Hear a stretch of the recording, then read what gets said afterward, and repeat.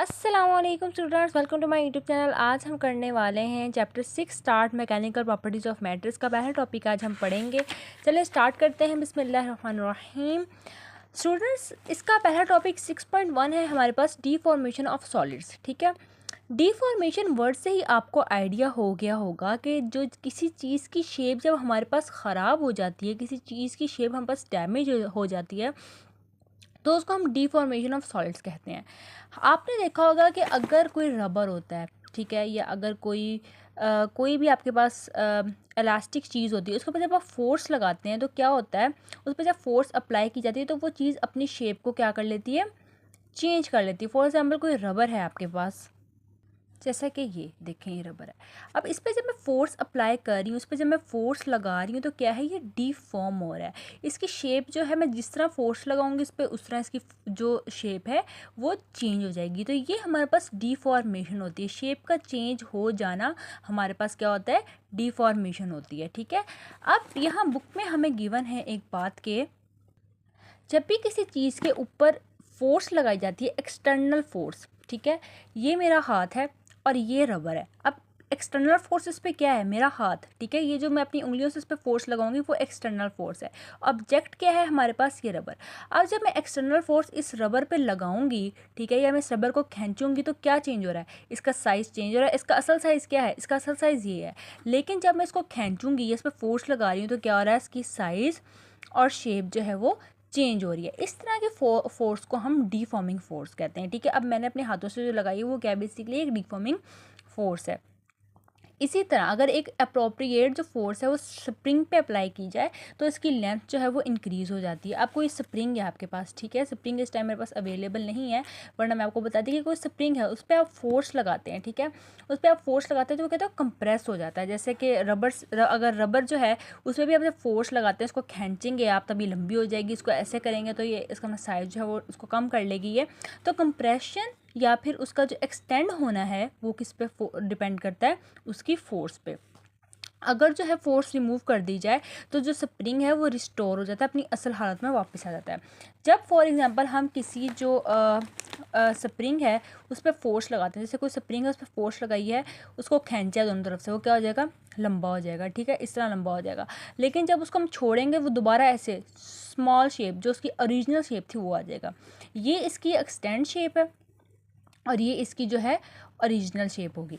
ठीक है, तो ये जो फोर्स उसके ऊपर लगती है उसकी वजह से क्या होता है, उसकी शेप जो है वो चेंज होती है। ऐसे ही अगर यहाँ पे एक टेनिस बॉल की जो एग्जांपल दी गई है, जब वो रैकेट से हिट होती है, उसकी जो रैकेट है वो जब बहुत ज़ोर से हिट होती है तो उसकी और बॉल की शेप, दोनों की शेप चेंज होती है। देखें, अगर आप रैकेट शटल खेलते हैं तो आपको आइडिया होगा, या आप टेनिस खेलते हैं तो आपको आइडिया होगा, जब हम उसे हिट करते हैं तो रैकेट की जो ये स्ट्रिंग्स होती हैं थोड़ा हल्का सा पीछे हो जाती हैं, क्योंकि इस पर फोर्स जो है वो लगती है, और यहाँ पे डी फॉर्म जो है फोर्स की वो हो रही होती है। लेकिन उन्होंने कहा है कि वो अपनी ओरिजिनल शेप में आ जाते हैं जब जो बॉल है वो रैकेट से बाउंस हो जाती है। जब एक दफ़ा रैकेट से बॉल बाउंस होगी तो क्या होगा कि वो अपनी ओरिजिनल शेप में वापस आ जाएगी। ऐसे करके चीज़ को हम इलास्टिक करें, उसमें डीफॉर्मिंग फोर्स, जैसे मैंने अभी आपको उससे इलास्टिक से करके भी बताया कि जब उसे डीफॉर्मिंग फोर्स हम हटाते हैं तो वो अपनी ओरिजिनल साइज़ और शेप के अंदर आ जाती है। इसको हम क्या कहते हैं, इलास्टिसिटी कहते हैं।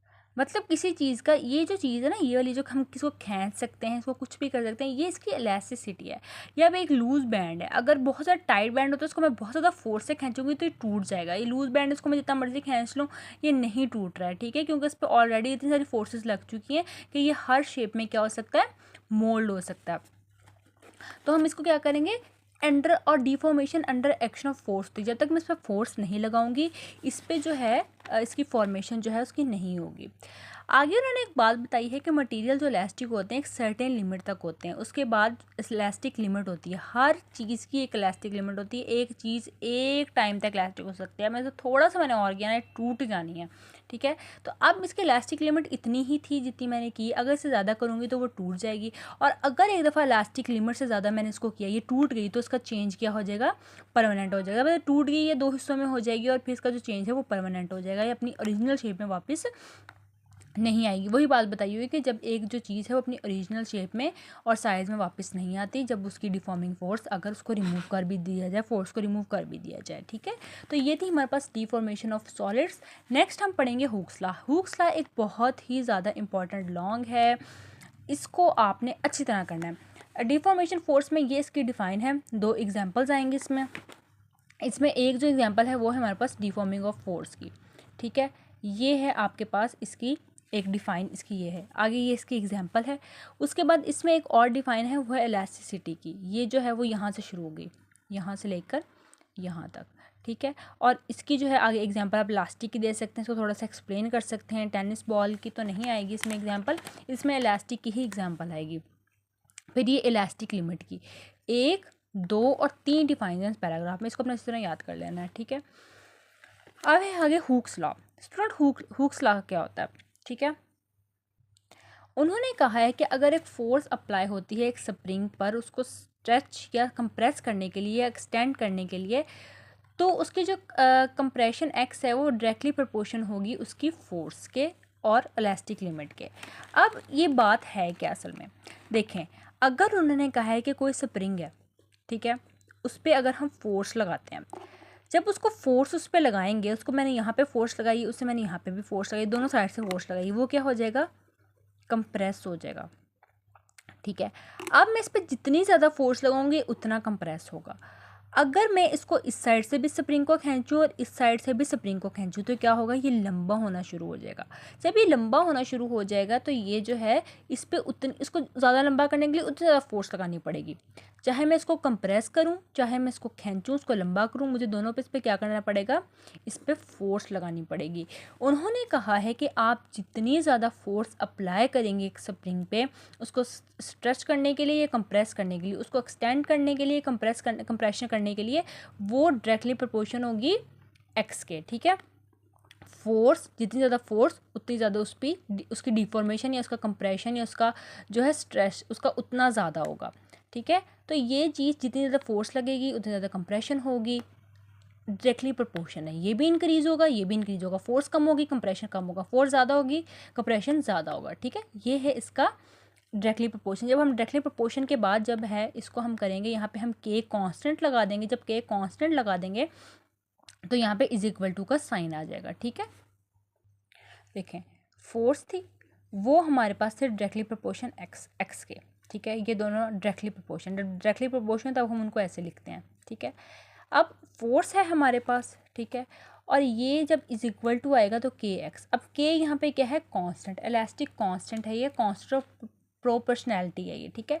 तो यहाँ पे है के हमारे पास और यहाँ पे आ जाएगा एक्स। तो ये हम इसको ऐसे भी लिख सकते हैं।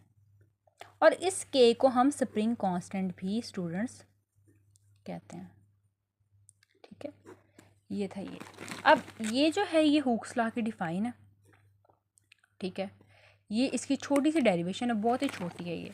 और यहाँ पे ये के के बारे में उन्होंने बताया कि के एक कांस्टेंट है प्रोपोर्शनैलिटी का, और ये जो है स्प्रिंग कांस्टेंट भी है, इसको हम स्प्रिंग कांस्टेंट भी कहते हैं। और इससे हम किसी भी स्प्रिंग की स्टिफनेस को मेजर कर सकते हैं, कोई स्प्रिंग कितना ज़्यादा स्टिफ है। कई आपने देखा होगा स्प्रिंग्स बहुत ज़्यादा सख्त होते हैं, बहुत स्टिफ होते हैं, लेकिन कुछ स्प्रिंग्स ऐसे होते हैं जो बहुत लूज होते हैं, बहुत उन पर कम फोर्स लगाते हैं और वो उतने ज़्यादा खुल जाते हैं, ठीक है। जितनी ज़्यादा किसी स्प्रिंग कांस्टेंट की वैल्यू होगी ना, उतनी ज़्यादा उसकी क्या होगी, स्टिफनेस या स्ट्रेंथ होगी।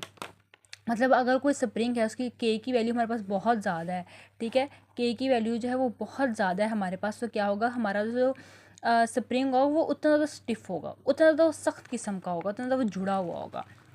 और उसका यूनिट क्या है, न्यूटन पर मीटर, ठीक है।